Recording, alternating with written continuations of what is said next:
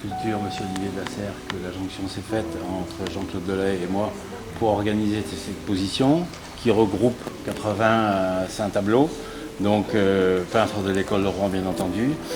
L'exposition a été divisée en 3 parties. Une partie, la Seine, qui commence ici, la ville avec le port, une petite partie sur la rue de l'Épicerie, et la campagne qui ferme la marche, qui ferme l'exposition. Donc avec ces 80 tableaux, on a voulu donner un panorama aussi complet que possible de l'école de Rouen, et aussi se situer dans 2 directions qui étaient pratiquement évidentes. C'était d'une part pour ici continuer dans la première exposition qui avait eu beaucoup de succès, qui s'appelait Reflet de la scène impressionniste. Donc ça c'était une chose qu'il fallait respecter dans le cadre de l'atelier Grognard. Et la deuxième, c'était de surfer sur la vague de l'exposition, de la fantastique exposition qui a eu lieu au musée des Beaux-Arts de Rouen l'année dernière, qui a regroupé des œuvres majeures de Monet, de Pissarro et de Gauguin, et où, pour la première fois, les peintres de l'école de Rouen ont été regroupés par les soins de Laurent Salomé, que je salue. Et donc, il a été enfin admis historiquement. On s'est rendu compte qu'entre 1880 et 1900, un certain nombre de ces artistes avaient travaillé de manière contemporaine au maître, et en particulier de Claude Monet. Donc l'exposition commence avec des vues, là, avec 6 tableaux de Lebourg. Et les tableaux qui sont là proviennent de 2 collections particulières. Et dans cette exposition, Jean-Claude Delahaye et moi, on a eu la chance de pouvoir enfin avoir des œuvres qui venaient de musées. Donc le premier qui ouvre la marche, là, vient du musée du Havre. C'est là les 3 vues tout à fait caractéristiques des peintures de Lebourg. Elles ont été peintes entre 1880 et 1895. Bon, comme toujours, Lebourg accorde une place extrêmement importante au ciel et à l'eau. Donc là, les éléments qui sont très bien combinés. Le ciel du premier tableau là, du Havre est tout à fait caractéristique de cette période de Lebourg antérieure à 1900. Donc, il est classique de dire que tout ce qui a été peint par Lebourg avant 1900 est meilleur de qualité, encore que le tableau qui est le bord de Seine là, de gauche là, provient d'une collection particulière et n'a jamais été montré. Donc c'est un tableau qui est intéressant à ce titre-là, et il est tout à fait représentatif de la peinture de Lebourg. Le ciel est absolument superbe. L'eau, n'a pas de secret pour Lebourg, et la perspective avec les barques, qui est toujours un piège tout à fait redoutable. Enfin, le dessin d'une barque est quelque chose, ou d'une péniche, quelque chose de très très difficile. Enfin, donner une perspective sans faille est particulièrement ardu. Et là, Lebourg le fait avec un brio tout à fait parfait. Le tableau suivant est une vue du quai de Bercy à Paris. C'est un endroit qu'il aimait beaucoup. Le port de Bercy avait une activité tout à fait intense. Il est daté, on a cette chance qu'il soit daté 89, donc il n'y a pas de souci quant à la datation. Le ciel, là aussi, il a fait un effet 1/3-2/3, puisque la partie basse a plus une faible importance. Et comme toujours, Lebourg a donné une importance au ciel, parce qu'il avait une maîtrise pour le ciel normand en particulier, et la vallée de la Seine, puisque c'est lui qui certainement a le mieux représenté la Seine, en tout cas en plus grand nombre et avec beaucoup de brio, la Seine de Charenton, au moment où la Marne et la Seine se rejoignent, jusqu'à l'estuaire, jusqu'au Havre. Donc le tableau là est bien caractéristique. Et il y a un petit tableau qui est à droite là-bas, qui est tout à fait anodin dans la production de Lebourg, car ce sont des couleurs qui sont très, très rares dans sa palette. Un petit tableau qui est contemporain, des années 1890-1892, donc peu de temps avant le décès de sa femme, et à une période où Lebourg commençait à particulièrement bien vendre. Le maître, là, on va commencer par le maître parce que c'est le plus ancien, qui est dans les années 1880-1882, qui est là à droite, avec cette petite voile blanche que l'on voit, qui anime le tableau. C'est un tableau qui a été donné par Constant Roussel, qui était un industriel qui habitait à Saint-Pierre-du-Vauvray. Donc il a été donné par Constant Roussel en 1904, ce qui fait que le musée de Louviers a été le premier musée de province à recevoir des œuvres des peintres rouennais. Donc c'est quand même juste 5 ans avant le legs de Pau à Rouen. À côté de ce tableau, qui a été peint presque une dizaine d'années après, vous avez un petit Lemaître qui est fort intéressant parce qu'il est adapté à la technique de Seurat, c'est-à-dire le pointillisme et l'eau. L'eau est remarquablement bien traitée. Lemaître a essayé dans les années 88-89, par l'intermédiaire d'Engrand, qui était un mythe Seurat, de se livrer à cette technique astreignante, difficile, qu'est le divisionnisme. Donc c'est de la fragmentation des touches avec des couleurs pures et un assemblage qui donne à une certaine distance cet effet de vibrisme que l'on voit bien dans ce tableau-là. Donc le tableau est intéressant là parce que c'est un bord de Seine à Croisset. Il y a la distillerie de Croisset qui est là. On retrouve ce pâté de maison dans nombre de tableaux de Narcisse Guilbert. Donc la distillerie qui a été installée. Et là, ici vous avez le gueuloir de Gustave Flaubert. La propriété a été rasée juste après son décès. Et après, on voit là, ici, la chapelle Sainte-Barbe. Donc l'endroit dans cette partie-là n'a pas trop bougé, mais c'est un témoignage donc intéressant. Sur le panneau du fond, vous avez 2 tableaux de Narcisse Hénoch. Donc Narcisse Hénoch est un des bons élèves, un des sages élèves de Joseph Delattre. Et Narcisse Hénoch est connu pour ses bords de Seine. Il est venu s'installer en mars 1902. Il a découvert Petite Couronne et les 10 dernières années de sa vie, il va les passer à Petite Couronne, où, après avoir fondé son académie libre, il va entraîner ses élèves à Petite Couronne. On l'appellera le maître de Petite Couronne et il va installer dans un café à Petite Couronne ce que l'on va appeler le cercle. Donc là, ce seront ses disciples les plus fidèles qui viendront là. Vaumousse, Hénoch, Guilbert, qui ont été de très très bons élèves du maître de Petite Couronne. Ce qui caractérise toute cette période de Petite Couronne, ce sont les ciels gris, enfin il y a très très peu de tableaux montés en couleur. Tous les tableaux de Delattre, enfin pratiquement tous, sont avec cette atmosphère typique de la vallée de la Seine. Le dernier Le Bourg, vue de Seine, Croisset, qui reprend le pâté de maison que l'on voit sur le tableau de Léon-Jules Lemaître. Et c'est un motif que Le Bourg a peint à de nombreuses reprises. Il y en a un très très beau au musée du Petit Palais à Paris, un Croisset temps de pluie qui est un véritable chef-d'œuvre.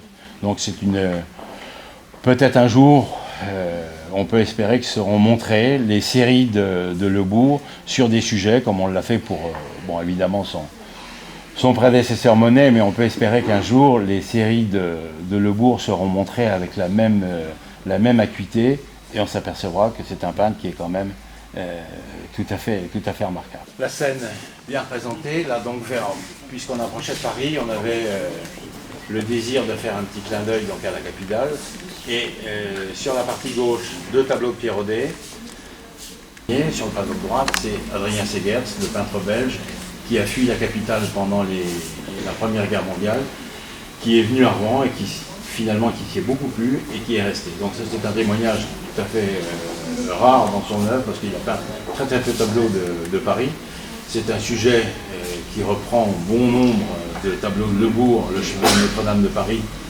Ce sont 2 tableaux intéressants avec les dominantes grises si caractéristiques de Lemaître, enfin qui en font un des peintres chéris des Rouennais. Et il faut savoir que cette période-là, Lemaître a commencé dans les années 1890. Il a été extrêmement déçu après l'exposition de 1889 du concours de la Société des Amis des Arts, où en 89, les peintres avaient pour objet de suivre la technique de Seurat. Donc il a été l'objet de railleries, de critiques très très vives à Rouen de la part de la presse, et Léon-Jules Lemaître a décidé, donc de 1890 à 1900, il a peint ces petits panneaux, qui ne sont pas très grands, mais ont bénéficié de la part des Rouennais d'un engouement extraordinaire. Le monument phare de la ville de Rouen est évidemment la cathédrale. Bon, le tableau du milieu vient du musée des Beaux-Arts de Rouen. C'est une cathédrale de Rouen de Pierre Dumont, qui date des années 10-12. Enfin, donc Dumont a eu cette audace. Ça lui est évidemment reproché, parce que quand on voit une façade de cathédrale, on dit, bah, écoutez, par rapport à Monet, mais elle montre en tout cas, il avait 30 ans quand il a peint cette façade de cathédrale, qui a été donnée par un compositeur de musique qui s'appelait Georges Sporck. Le fusain qui est à gauche est celui de Michel Frechon. Donc Michel Frechon est le fils du maître paysagiste, du peintre des 4 saisons. Il est né en 1892 et s'est tourné dans un premier temps vers le dessin, a fait une toute petite incursion entre 1920, 1922, 23 à la peinture à l'huile, et il a préféré se tourner d'une manière définitive vers ce matériau qui est tout à fait ingrat, tout à fait peu commercial, qui est le fusain. Donc Tony Fritz Villard, auquel j'espère qu'on leur rendra un jour hommage, disait sur la maison du 22 place Saint-Marc, on pourrait mettre une plaque, ici s'est battu toute sa vie avec pour seule arme une branche de fusain, Michel Frechon. C'est indiscutablement le plus beau dessinateur des peintres de l'école de Rouen. C'est lui qui ferme la marche, puisqu'il est décédé en 1974, et toute sa vie il l'a consacré pratiquement à ce monument qu'il aimait énormément, qui était la cathédrale de Rouen. Le tableau de droite, après le Dumont, est un tableau d'Henri Vignet. Henri Vignet est né à Rouen, il est mort en 1920, et le tableau, là, par chance, est daté 1920, donc ce qui veut dire que c'est un tableau de fin de vie, remarquablement bien construit, qui montre la cour d'Albane.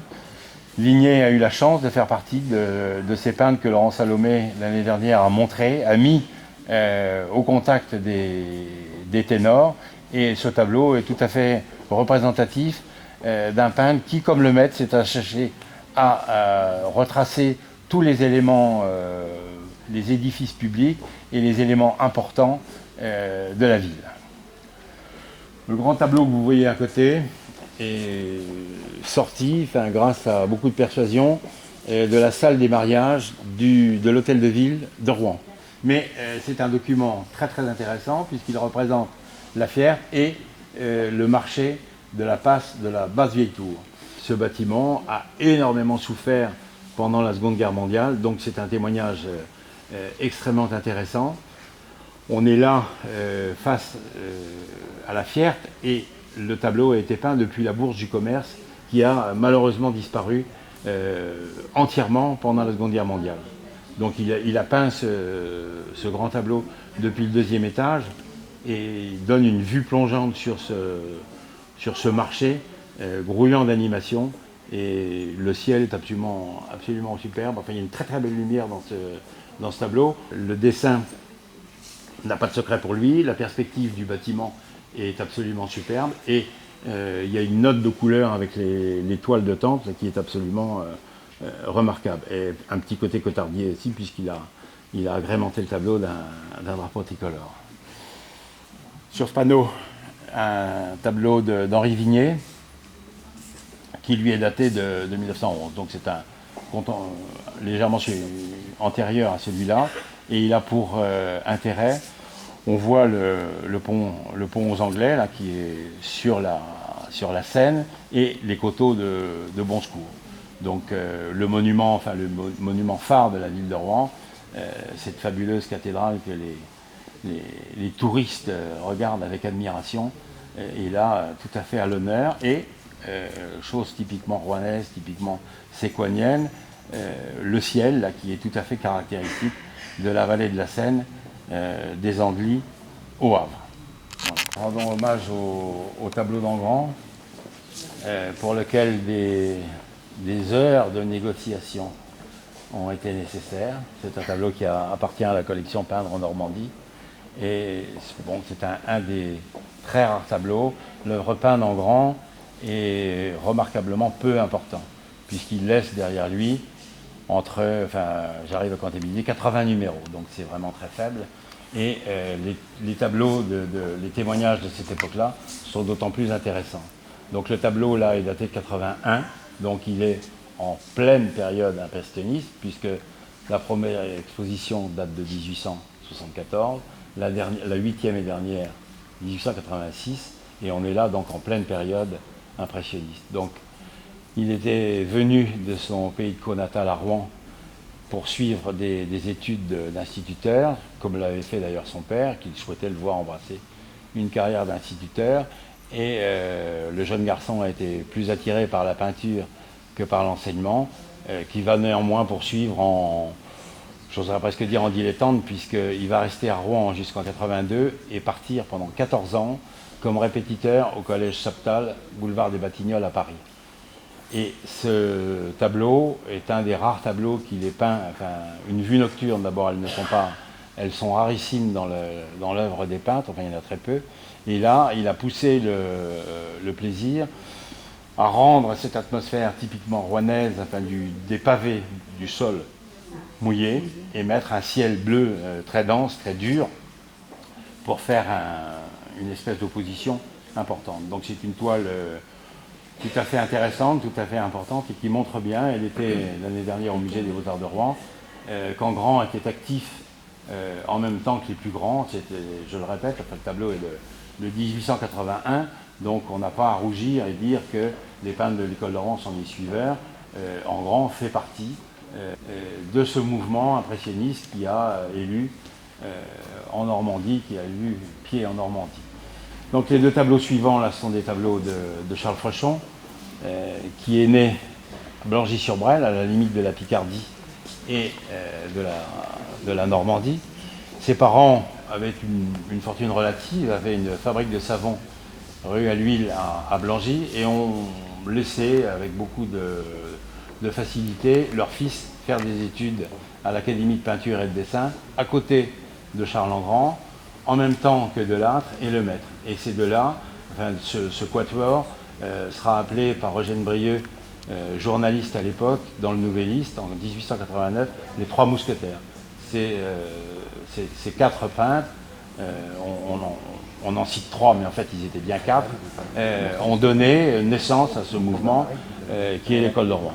Donc il y a toute petite toile là, la rue Beauvoisine, qui est dans les bleus. Le bleu était la couleur préférée de Charles Frechon. On le verra tout à l'heure dans ses effets de campagne où il était pris, comme le disait Jules Lefebvre, membre de l'Institut, d'une violettomanie dont il voulait le guérir. Donc le petit tableau là qui vient de Louviers, enfin, qui est un des, comme celui qui est à côté d'ailleurs, les deux tableaux viennent du legs Constant Roussel. On voit des bleus qui sont importants.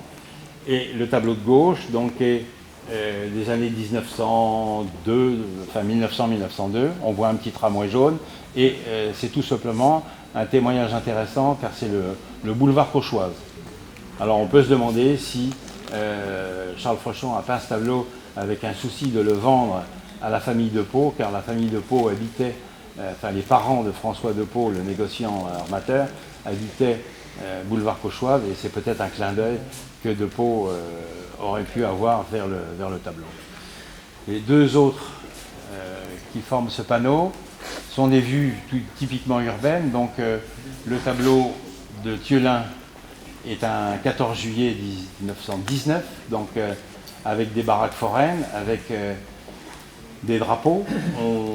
Dans ce tableau qui a été peint sur la place de la Haute Vieille Tour, non pas la basse mais la Haute Vieille Tour, on a cette perspective qui est là, qui est fuyante, qui donne sur le seul monument, enfin, un des seuls monuments Art Nouveau qu'il y avait à Rouen, l'Alhambra, qui était construit à cet endroit-là sur les fondations de l'Hôtel d'Espagne, du Dauphin et d'Espagne. On a une vue tout à fait solide de l'activité portuaire de la ville de Rouen. Donc la ville de Rouen est quand même située à 140 km de la mer, mais le port a été jusqu'avant la Deuxième Guerre mondiale le premier port français, dépassé Marseille en tonnage. Le tableau de Pinchon qui est là, qui vient du musée des Beaux-Arts de Rouen, avec le transborder, enfin les deux éléments phares, la cathédrale et le pont transborder, qui, rappelons-le, a été inauguré en 1899, détruit par les forces françaises pour stopper l'avance allemande en 1940. Et c'est un tableau qui montre bien l'activité charbonnière qui a fait la fortune de François Depeau. À gauche, un hommage a été rendu à Madeleine Nu. On remercie le prêteur de ce beau Madeleine Nu, seule femme peintre parmi les Rouennais. Elle avait pour habitude de dire qu'elle se foutait du dessin, mais qu'elle était coloriste. Et le tableau qui est là en est un parfait exemple. Enfin, elle est avant tout coloriste et elle maîtrise remarquablement bien la couleur. Le dessin du quai est un petit peu plus lâche, mais c'est une chose qui est très fréquente chez elle. Et ce qui lui importe le plus, ce sont de mettre les couleurs qui font là un ciel rougeoyant de fin de journée, tout à fait typique du port de Rouen. Juste à gauche, un tableau de Pierre Audet, qui est pris à l'inverse du tableau de Pinchon que l'on a à droite là. Donc Pierre Audet a commencé son activité, enfin autodidacte je le répète, a commencé son activité à dessiner sur le port de Rouen. Il avait pour but de noter le nombre de bateaux qui venaient de Newcastle apporter du charbon dans le port de Rouen. Donc là on a un énorme tas de charbon comme dans le tableau de Pinchon. Et il a mis au centre de la toile le voilier là, avec ses mâts. Et on voit là aussi pour un autodidacte un dessin tout à fait remarquable. La grue, le voilier est remarquablement bien dessiné. Et on est loin des tableaux synthétistes qu'il va peindre, disons, 20 ans plus tard. Mais on voit là toute l'évolution et c'est un tableau intéressant à ce titre-là. Sur le fond, deux Delattre et deux Lebourg. Sur le panneau, pratiquement au centre, un tableau de Lebourg représentant le pont Boyer-le-Vieux, le pont Corneille. Dans la partie gauche, on voit l'église de Bonsecours qui est à peine esquissée. Et Lebourg a fini ses jours, malheureusement hémiplégique. Il a été frappé par une hémiplégie en 1920. Ce tableau est daté 17, donc on sait qu'il est donc peint pendant la Première Guerre mondiale, antérieur à sa maladie. Et il avait cette vue, c'est cette vue qu'il consolera enfin, difficilement, mais il avait cette vue depuis son appartement-atelier. Et là, comme dans tous les tableaux de Lebourg, il a particulièrement bien soigné le ciel qui est, on finit par ne plus s'en apercevoir à Rouen, mais qui est un ciel tout à fait exceptionnel.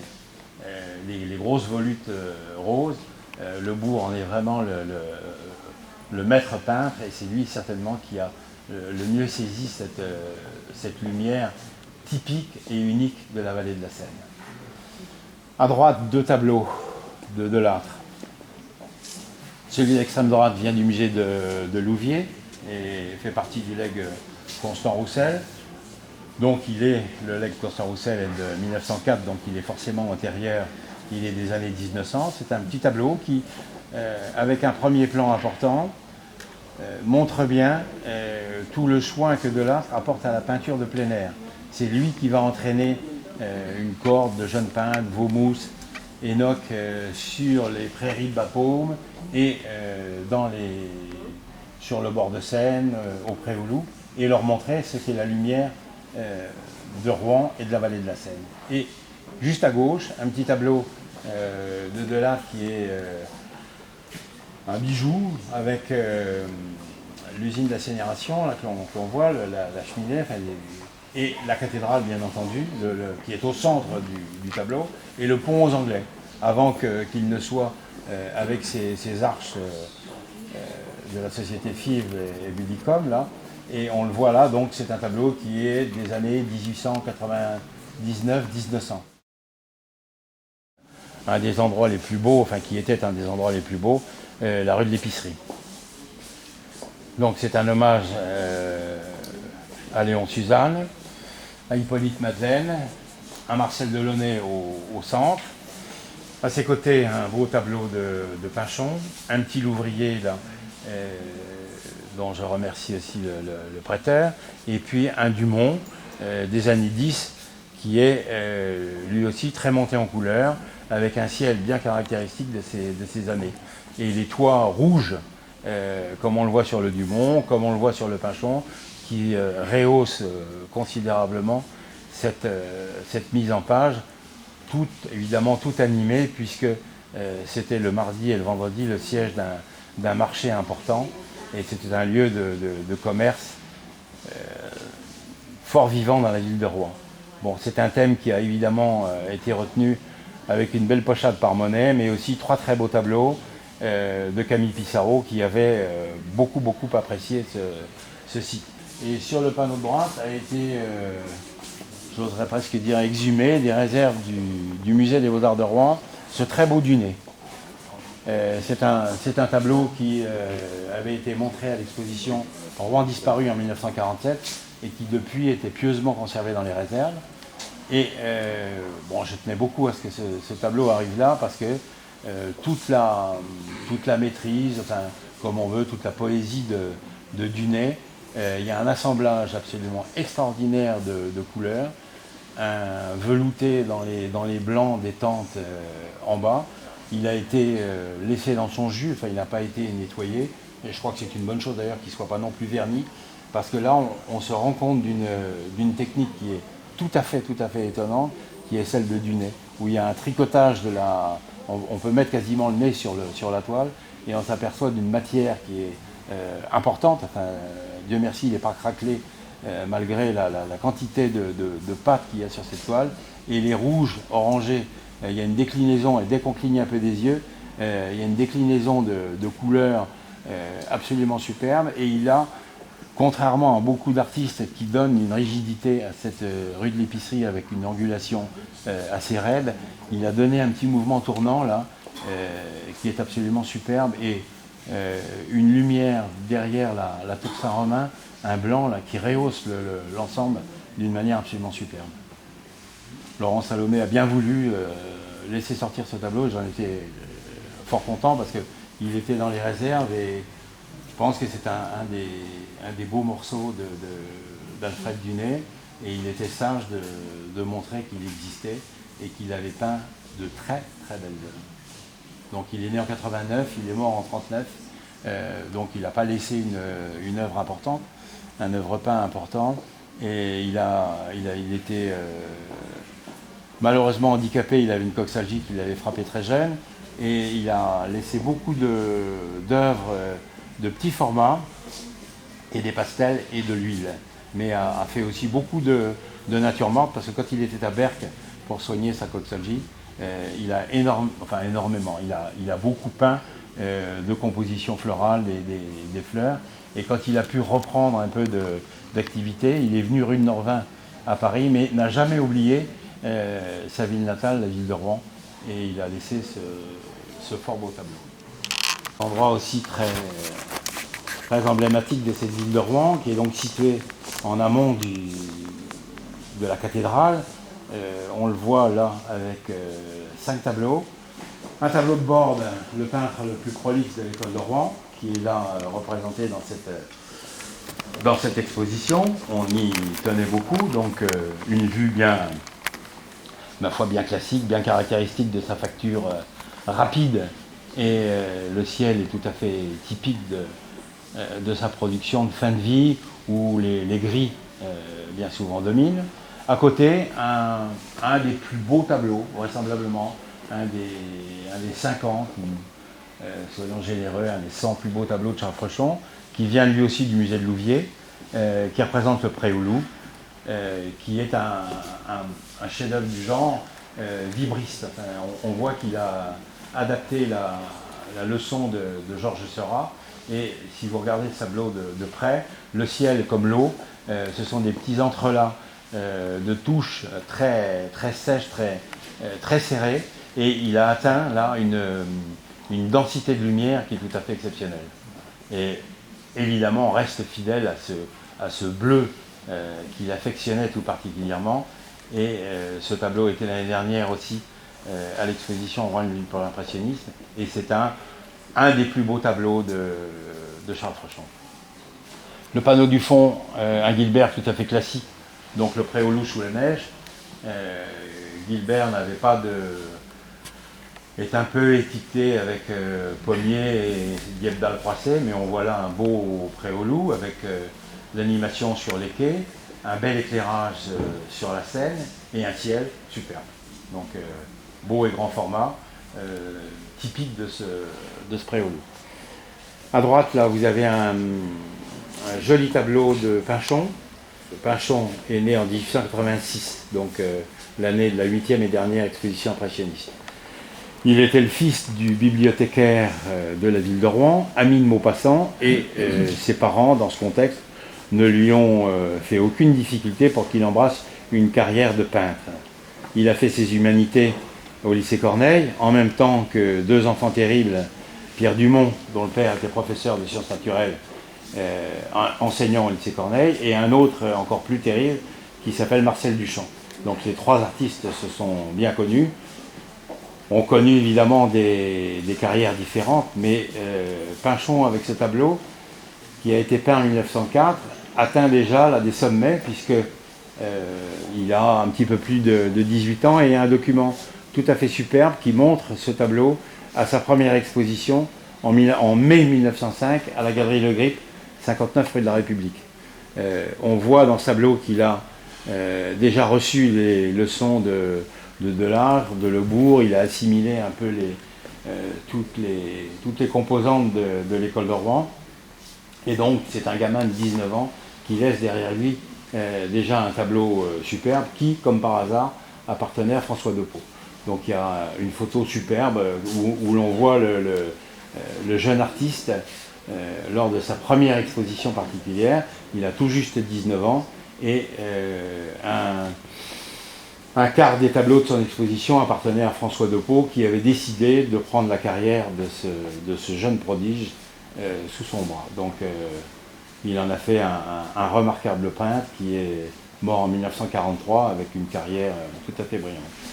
Sur le panneau de droite, là, vous avez un Lebourg qui est l'archétype du Lebourg rouennais, donc le Pré aux Loups, avec la cathédrale, un ciel qui est typiquement Lebourg, des arbres qui montrent l'activité portuaire, des péniches, et puis sur la partie gauche, l'île Lacroix. Donc le ciel, quand on le regarde de près, est évidemment très très différent du tableau de Pinchon que l'on a en face. C'est un tableau qui a été brossé certainement avec une aisance tout à fait fantastique.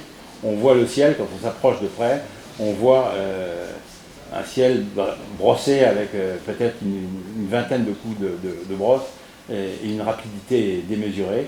Mais dès qu'on enlève le regard et qu'on prend un recul de 3 à 4 mètres, le tableau prend une dimension tout à fait superbe et la perspective donnée par les arbres est tout à fait superbe. Donc on voit les maisons qui bordent le quai où, dans un premier temps, le bourg habitait. Donc c'est un tableau tout à fait caractéristique. Première partie, les huiles, essentiellement Charles Frochon, Pinchon, une huile assez étonnante de Lebourg, deux petites huiles de Joseph Delattre qui montrent bien qu'autour de la ville de Rouen, la ville au sans clocher, se trouve une campagne et une nature tout à fait verdoyante. Georges Dubosc a été le témoin de tous ces peintres. On lui doit beaucoup parce qu'il a été d'une régularité, d'une ponctualité pour enregistrer les expositions dans le journal de Rouen. Sans lui, l'histoire de l'école de Rouen serait bien difficile à établir. Il a montré Charles Frochon, que l'on voit là représenté avec ces scènes de moisson, un mois de mai qui est absolument superbe, automne et neige, c'est Joseph Delattre et lui, donc les trois mousquetaires, et Dubosc l'a qualifié de peintre des 4 saisons, à juste titre, parce que c'est certainement lui qui a le mieux chanté la campagne normande. Il habitait rue Coquerel à Mont-Saint-Aignan, donc sur les hauteurs, il dominait le vallon Saint-André, et il avait une maison sur les hauteurs de Darnétal, à côté de Saint-Jacques-sur-Darnétal, une propriété où il allait se mettre au vert tout l'été, de juin à septembre. Toute la famille montait, et donc pendant l'été, on voit cette scène de moisson tout à fait caractéristique, avec la bordure de forêt que l'on retrouve encore de nos jours à Saint-Jacques-sur-Darnétal. Et là, dans le petit tableau très lumineux, très ensoleillé, le repos des moissonneurs, c'est un tableau intéressant parce qu'il a été peint en 86. On le sait parce que Charles Frochon a été reçu au Salon avec un grand S à Paris. Enfin, le Salon était l'objet de toutes les convoitises des artistes provinciaux et bien entendu parisiens pour être reconnu. Donc il avait ce petit tableau. Il a été reçu au Salon de 1887 qui était ouvert traditionnellement le 1er mai. Et il avait composé 3 tableaux de différentes tailles pour arriver à un grand format qui malheureusement a été détruit puisque, vous le savez, il est natif de Blangy-sur-Brel et la maison familiale de Blangy-sur-Brel, pendant l'invasion allemande en 1940, la ville de Blangy-sur-Brel a été détruite à 82%. Donc ce tableau est d'autant plus intéressant et on sait qu'il est de 1886. Donc il montre bien, là encore, enfin est-il besoin de le dire, qu'en 1986, Charles Frochon est sur le motif, c'est un peintre de plein air, c'est un véritable impressionniste et qu'il est actif donc avant 1900 et qu'à ce titre-là, il est 5 ans en avant par rapport à la série de Meul de Monet. Enfin, il est contemporain, je ne dis pas qu'il est meilleur, loin de moi cette idée, hein. Mais en tout cas, il est actif dans les années 86 et avec une réception, enfin son acceptation au Salon des artistes français à 87, il rentre parmi les peintres rouennais de cette époque qui ont cette carte de visite tout à fait étonnante, Salon des artistes français, artiste reçu, Monsieur Charles Frochon. Donc ce tableau est très intéressant, ce titre-là. À côté, vous avez un tableau de Tirevert, qu'il ne fallait pas oublier non plus, parce que Tirevert était un ami de Robert-Antoine Pinchon. Il a été un des membres fondateurs de la Société normande de peinture moderne, qui, sous l'impulsion de Dumont, a existé avec une première exposition qui s'appelait Les 30, où il y avait 30 littérateurs et peintres qui sont venus à Rouen.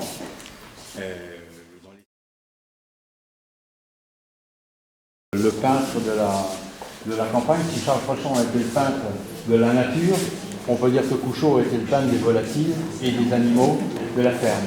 Donc on a là 2 tableaux qui sont particulièrement représentatifs, donc des poules et des oies. Donc c'est lui qui a certainement le mieux rendu les basses-cours, les scènes d'animaux de la campagne. Il a peint aussi de remarquables paysans normands, des marins à Dieppe et à Honfleur, et c'était un élève de la première heure de l'Académie libre de Joseph Delattre. On a les œuvres de fin de vie d'Engrand. Engrand a fait une seule, enfin il est né en 1854, il est mort en 1926, il est mort à Rouen, 33 quai de Paris. Il habitait au 5e étage et il avait pour habitude d'aller sur le motif. Il est natif du Pays Caux, Engrand avait une passion démesurée pour la campagne normande et il allait prendre sur une boîte à pastels des motifs, des idées de tableaux qu'il retranscrivait après au 5e étage de son appartement du quai de Paris sur des grands formats comme ça, comme le Triomphe des moissonneurs que vous avez là face à vous, ou à côté le Repos des moissonneurs. Et au milieu, il y a un petit pastel qui est vraisemblablement le premier pastel qu'il a exposé au Salon des artistes indépendants de Paris, dont il était un des membres fondateurs, au même titre que Luce, que Cros et Seurat, enfin et Signac, avec lequel il était très ami. Donc ces pastels-là sont évidemment des choses difficilement commerciales, parce que ce sont des scènes rustiques et champêtres, qui sont traitées avec une maîtrise, un brio tout à fait remarquable, mais Engrand s'est confiné dans ces sujets champêtres, et c'est peut-être un petit peu la raison pour laquelle il n'est pas plus connu, parce que les œuvres divisionnistes qu'il a laissées sont tout à fait exceptionnelles. Enfin, il est allé peindre aux côtés de Seurat à Courbevoie, enfin, donc ça a été donné finalement à lui seul de peindre aux côtés de l'inventeur du divisionnisme. Signac n'a pas peint à côté de lui, Luce n'a pas peint. Il faut rappeler qu'Engrand est quand même représenté sur Cirque, le dernier tableau de Seurat, où on voit entre la patte d'un cheval blanc et une écuyère, on voit un homme en haute forme au premier rang des spectateurs du cirque.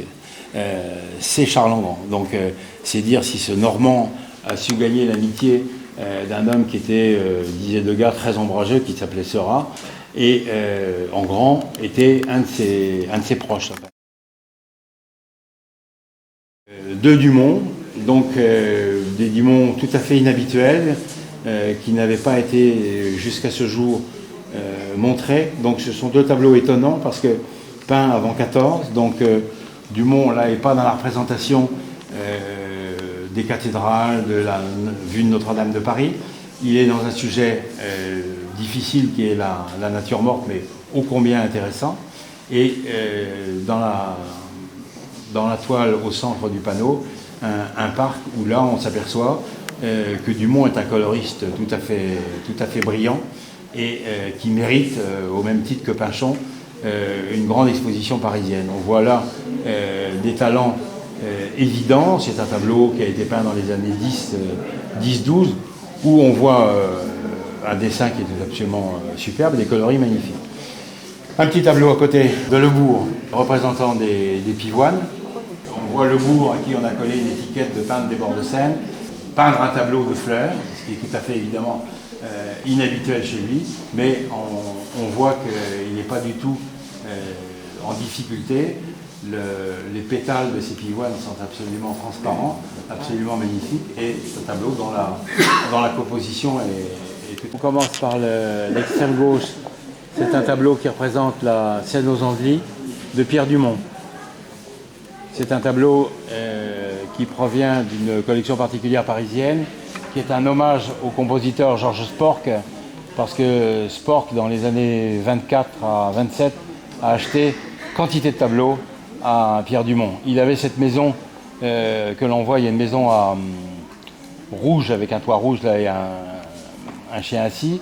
Donc c'est la maison suivante qui est blanche en façade, qui appartenait au compositeur Georges Sporc. Et Dumont, avant de tomber hémiplégique, avait acheté une petite maison à Gagny dans l'Eure, et il lui était facile de venir peindre aux Andelys, là, un site qui était cher à Pissarro et surtout à Signac, puisqu'on voit là l'église du Petit Andely et les falaises de craie de la Roque. Donc ça, c'est un tableau tout à fait caractéristique des bonnes années de Pierre Dumont, qui a eu la chance d'exposer chez Durand-Ruel une fois. Donc Paul Durand-Ruel avait décidé de lancer ce Rouennais d'adoption qui était revenu à Paris et qui a une peinture, comme on l'a vu avec la cathédrale de Rouen, avec une patte très, très, très importante. Le tableau qui suit est un tableau auquel je tenais beaucoup parce qu'il était caché dans les réserves du musée de Draguignan. Il était perdu à Draguignan. Donc il a fait la route de Draguignan à Rueil-Malmaison. Et c'est un très beau pinchon qui s'appelle La Carrière en Freville-la-Mivois. C'est un tableau évidemment peint avant 1914, vers 1908-1909, où là encore, donc le gamin a 23 ans. On voit la maestria avec laquelle l'eau est traitée, le premier plan d'herbe, enfin, avec ce petit chemin qui sillonne le bord de Seine, et un espèce d'effet de mouvement qui est donné dans les arbres, où là la verdure est absolument superbe. Donc 22, 23 ans, enfin, on voit quelle était la maîtrise de Pinchon, et que l'œil de François Depeau, qui avait décidé de prendre sa carrière en main, il ne s'était pas trompé, il avait joué un très très bon numéro. Donc il lui a fait produire, François Depeau a eu une cinquantaine de tableaux de Pinchon, assurément la meilleure partie de sa production. Et quand François Depeau est mort en 1920, il restait à Pinchon 23 années à vivre, et il est tombé dans dans des représentations beaucoup plus commerciales, beaucoup plus classiques que là, où la lumière est absolument fantastique. La berge à droite coupe le tableau en deux d'une manière absolument symétrique, mais la partie haute comme la partie basse sont d'une très très belle composition. Enfin, il y a une lumière dans ce tableau qui était, je le répète une fois encore, caché, perdu à Draguignan, et qui a été là, qui réapparaît pour le public, et ça c'était une très très bonne nouvelle. Juste à côté, un tableau de Vaumousse, très tôt dans sa production, Vaumousse est caractérisé essentiellement par des petits formats, des petites choses, toujours des petits croquetons, des petites choses qui sont de format généralement de 5. Et là, on a un très très grand tableau qui a été peint à Petit Couronne parce qu'il a été l'un des animateurs du cercle de Petit Couronne où s'est retiré Joseph Delattre entre 1902 et 1912. Donc là, un tableau monté en couleur, peint donc avant le décès de Delattre, et il était un endroit que les peintres aimaient beaucoup. C'était cette petite maison que l'on voit qui s'appelait le Café du Passage, où Delattre avait ses habitudes, la famille Billard aussi. Ce sont les descendants de cette famille qui ont prêté ce très beau tableau, qui est tout à fait étonnant parce qu'on a l'habitude de voir des choses grises de Vaumouche, en dehors des Fontarabie ou des Murcia ou des Venise qu'il a laissés, qui sont de beaux tableaux, mais ce bord de Seine est tout à fait étonnant. Et pour fermer la marche, on finira, le hasard le fait, par ce tableau de Narcisse Enoch qui est tout à fait caractéristique de cet élève de Delattre, du maître de Petit Couronne, du fondateur de l'Académie libre de la rue des Charrettes. Narcisse Enoch a travaillé au Mutuel Gini et avait donc deux métiers. Il avait ce métier d'assureur qu'il a eu jusqu'à la fin de ses jours au Mutuel Gini et de peintre. Et il a fait une carrière en exposant essentiellement au Salon des artistes rouennais et chez Le Grip. Voilà, avec 80 tableaux, un aperçu de l'école de Rouen. C'est, j'espère, l'étape avant Paris. Merci de votre patience.